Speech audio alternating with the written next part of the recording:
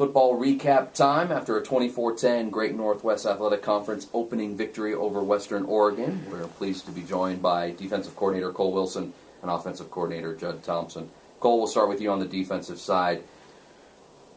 The defense has come up big in both games at Adams State and, of course, this past week over Western Oregon.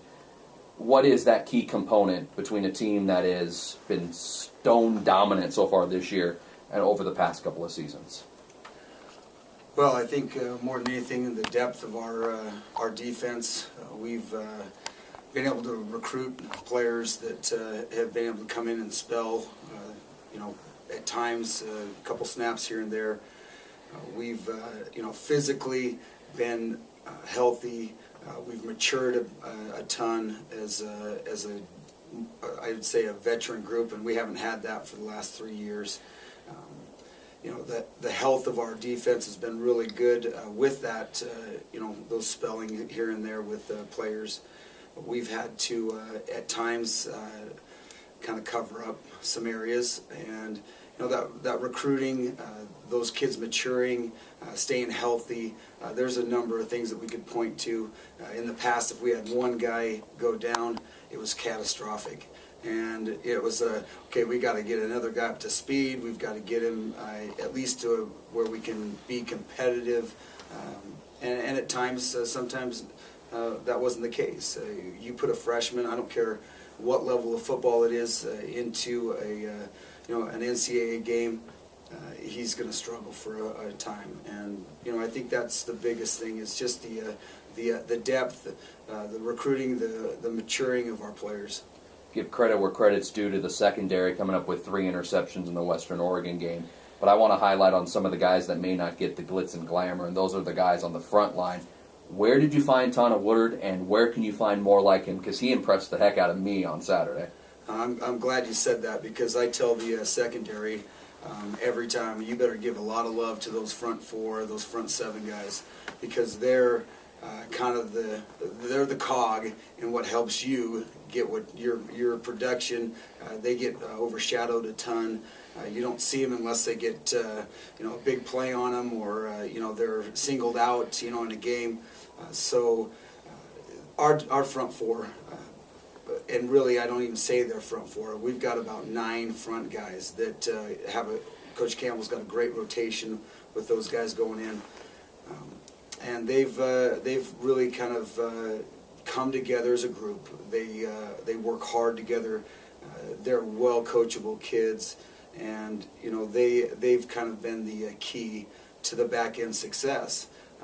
The back end has been the most mature group we've had here in 4 years, I guess, at Dixie, and they play well together. They communicate well, and in the back end, you have to communicate, and sometimes that's everything. In whether it's a completion, it's even a deflection or an interception, which is really what we're trying to do out there. And those guys they've come to work every day. They're attentive. They understand or getting a better grasp of the game, and they've matured over the last 2 years to understand that hard work is what's going to get it done. So it's been a pleasure to see those guys swarm to the ball and be real effective so far. Let's move to the offensive side of the football. Judd Thompson. A.J. Johnson is pretty much a beast. How does he fit in to your overall plans on the offense? Going into Western Oregon, we really hadn't seen, him get a lot of carries. Even in Adams State, he was basically splitting carries with Kamu, and he kind of came into his own there in the Western Oregon game. Had multiple runs, for double digits, which was nice to have.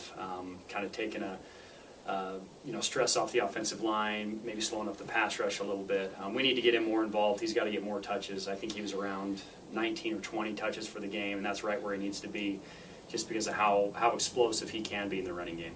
It looked like you took a page out of the University of Florida playbook in the second half, using dual quarterbacks. Griff in the first half, and Kaleo coming in, getting a touchdown pass on his first try, and then kind of running the offense in the second half. What were the factors that led to that dual quarterback role?